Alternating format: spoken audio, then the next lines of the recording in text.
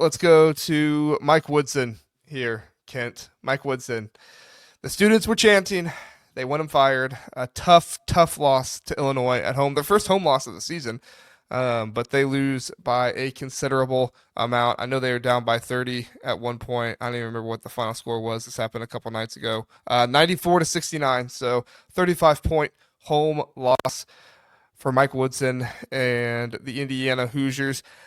I don't know who to blame here, Kent. I know everybody's fed up and they want to see Mike Woodson fired, and I do think that Mike Woodson deserves a lot of blame. Don't get me wrong, but I mean, like Umar Balo was also just like walking around at points when the ball was loose right in front of him. You had Miles Rice being a little lackadaisical at times. Like this feels like a team where Luke Goody is giving absolute maximum effort all the time. Trey Galloway is giving absolute maximum effort. Anthony Leal is giving absolute maximum effort. And then you see some of these other guys that came in, that transferred in and got a bag, and they're maybe not giving as much effort as other guys are. And I Shocking. don't do what? I said shocking. Yeah, I mean, I don't know if you can put that on Mike Woodson, right? Like, I it's tough because it is Mike Woodson's team. He is the one responsible. But at the end of the day, like if a guy's getting $1 million and he's like, I don't want to try that hard, what's Mike Woodson supposed to do? Make them try harder. I mean, I, here's easier the said than point. done, though. Yeah, I guess so. But I watch some of their games and I'm like, it doesn't look like he cares either. Sometimes he's just sitting there.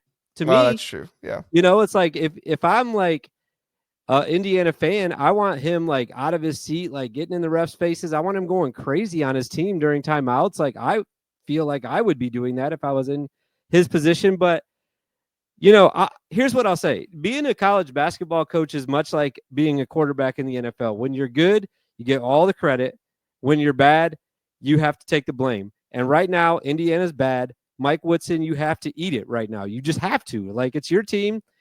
If you can't figure out how to get the team to win, no one's going to be like, okay, it's Umar Balo's fault right now because he's walking around the court, even though you just said that. We see those things, but whose fault ultimately is it? He is the head of the program. He's what makes them go. So I have to give him at least 90% of the blame. Luke Goody, by the way, you just mentioned him. After the game, he's basically telling all the fans like to keep that same energy. Once they get it turned around, don't come back on our side. I'm sorry, man, but like I've heard that before. Jameer Young told me that last year. He said, don't stop believing in us. Like we'll get this thing turned around. I feel I got the same vibes from Luke during that. And to his credit, like you said, he does look like a guy that's in huddles, in guys' faces, trying to get guys to play harder.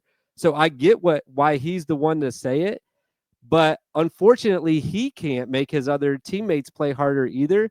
So I will keep this same energy. I don't think that they will turn it around. I'm going to stay on this side. I think that this is going to be a season where they're possibly going to miss the tournament. They got to get rid of Mike. I'm sorry. We're here now. We've gotten to the point where we've believed for so long that this team is going to figure things out. They got the best roster. They spent the most money, whatever it was. And they're still just an average team. I think guys like Luke Goody who come out and say that after games just don't understand where the fans are coming from. Like John says it here. He said, sorry, wrong comment. John says it here. He says, our fans may be insane and crazy, but they're also passionate, love the program more than anything. Like, that's what makes me he's, mad about he, what he said. do what? I said, that's what makes me kind of mad about what he said. Like, he's basically coming at the fans. It's like, dude, don't you want them to be upset right now? Like, they Right. care. Like, if I'm, and I get this, like, those guys are in a locker room together, those guys are going to support each other and stuff, but like, at a certain point, Luke, I'm not just talking about Luke. Anybody that cares about this team should be in that locker room, and you can come out and say whatever you want to the fans if you're mad about them and stuff like that, whatever. But they're not booing, they're not saying fire Woodson because they don't personally like them or anything like that. Obviously, IU fans love Mike Woodson. He's a legend. He's a great player for them. But right now, what is happening on the court, and especially in this game against Illinois, was a disgrace to the name on the jersey. It was a disgrace to Assembly Hall. It was a disgrace to those fans. Now, you can say it's been a disgrace for a little while now. They've not exactly been great for a little while now. Archie Miller didn't do a great job. Tom Crean had some success, but eventually that faded away as well. And I heard the guys on Field of 68 talking about how, like, oh, these fans, they don't understand how hard it is to coach a program. They don't understand how hard it is for all this stuff and everything. And it's like, bull crap. I am never going to be upset with fans about having expectations. You want to know how programs diminish and how programs go away? It's when the fans give up. It's when the fans don't have any expectations anymore. It's when the fans stop showing up and the fans stop giving money. The fans gave money for this team. This team was bought. The fans gave money for it, and you see Umar Ballo walking around out there on the court with a loose ball right in front of him. They got every right to be pissed off. They got every right to be mad. I mean, if they want to say fire Woodson, again, I don't know if that is the complete issue. I'm looking at other issues here other than Mike Woodson. Not saying that Woodson shouldn't be fired. I'm just saying I think it's more than that. But as Mike Woodson, he knows, like you said, it's like being the quarterback of an NFL team. You either get all the credit or you get all the shame. It's one of the two, and Mike Woodson knows that better than anybody else. What Mike Woodson also knows is that if he ever won a championship at Indiana, even just a Big Ten championship, his name would be legendary, even more legendary than it already is. If he brought this team back from the despair that they've had and have them win a Big Ten title, he knows that these would be the best fans in the country. But unfortunately, they're not the best fans in the country right now to the team. I still think they're very good fans. But to the team, they're not the best fans in the country because they actually have expectations. And they're saying to their players right now, hey, man, you can get a bag, but if you're not going to try, get out of here because we're not giving you another bag. Yeah, and I don't know what anybody, I guess specifically him, like, he cannot be surprised by this. Like, what you were just saying, I think they're great fans, by the way. Indiana, love you guys. I think they're the biggest fan base in the Big Ten for sure. And like you said, they basically gave their money for this team. They have every right to be upset about it. And what do you expect if you're him? You get the roster that pretty much any coach in the conference would, kill for, basically. If anybody had this roster, you'd be like, oh my God, this is going to be a great season. And you're not meeting expectations. You're getting blown out by 25 at Iowa. You're getting blown out by 30 at home against Illinois. Good teams, great teams. Can't do it, though. You're supposed to be great as well. You're supposed to be competing in every single game. And that's not the first time either. Louisville blew them out, too. Like, they got blew out a few times. So, yeah, man, I just expected a lot more. I expected them to be in the conversation for the top. They should be in that when I listed off those 4 teams. You didn't even list them after I finished my 4 teams. You said Wisconsin next and Oregon. Like, they're not even near the top tier right now for competing for that title that Mike Woodson would be immortalized for. They're not close. Yeah, they're not close, and they should be close. They should be close with the amount of money, the amount of money these fans put into it. And right now, I mean, this is what's going to start happening with Indiana. The money's going to start going to football. Because football has actually showed they can do something right now. They were benefited by an easy schedule this past year. I think everybody knows that. But what? This is still a team that played with passion. This is still a team that played hard all year. And even when they lost, you saw Curtis Rourke play the entire season with at least a partially torn ACL. You're going to tell me Umar Ballo has a partially torn ACL? He's going to try to get back out there? You're going to tell me that Miles Rice with a partially torn ACL is going to get back out there? No, because they don't love the program.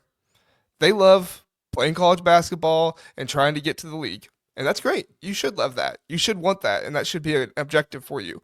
But right now, you got guys in this team that don't love Indiana, and that's a problem. You got guys like Luke Goody and Trey Galloway and Anthony Leal that love Indiana. That's great, but money doesn't always buy you a championship. Money doesn't always buy you a championship. Look at Oregon in college football. Oregon pays the most money out of anybody to their team. And look at Ohio State. They hardly paid any Ohio money. State's up there too. But the difference with Ohio State and a lot of these other teams is that Ohio State brought guys back who played at Ohio State and paid them big money. You know, like some of these other teams, they didn't do that. I know this isn't a football show. I'm not trying to get into it. I'm just trying to use it as an example of saying, like, I think that I think going out and getting top tier players like Umar Ballo, you know, with a bag is good because I think you need those guys to come in.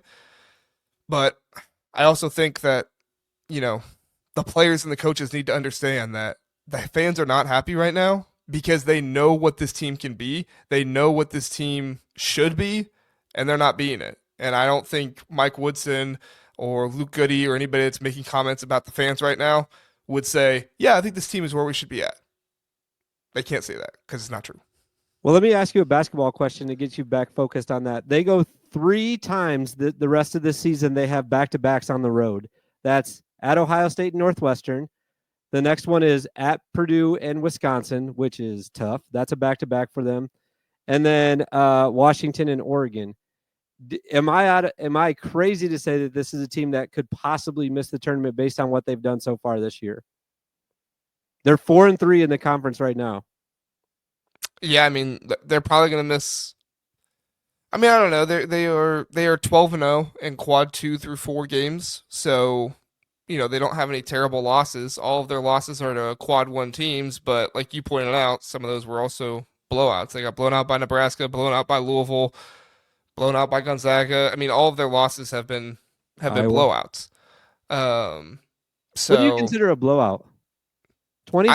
I say anything. I say anytime you're not shooting free throws at the end of the game. Really? Okay. Like if you're not Like fouling when at someone all. just like gives up, basically. Yeah.